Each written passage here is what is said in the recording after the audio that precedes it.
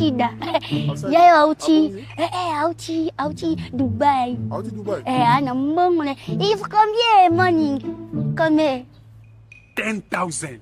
Eza ni 10,000. Auti tanga. Lokwa 2000. Dula. Est-ce que all bangana ki o changer nyana ki o change.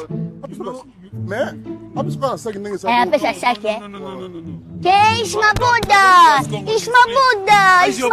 Mabuddha ko. Buddha. You speak English? Smooth. Buddha. Help me, please. Tenga nasu, I'm not you yeke. You okay? Papa yo te mane apo sengi to dendi. Kapa nga na benda saki. Yo saki. Papa bunu tika. Yo tika ne oye bando sala. Okapa.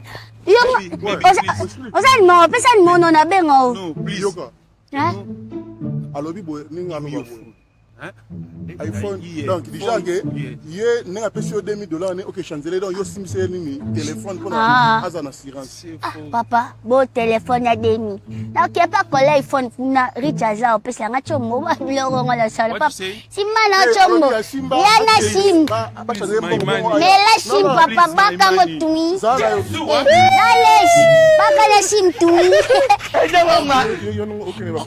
papa no be yo na bi o te saka papa 5 or 6 minutes. 5 or 6 minutes.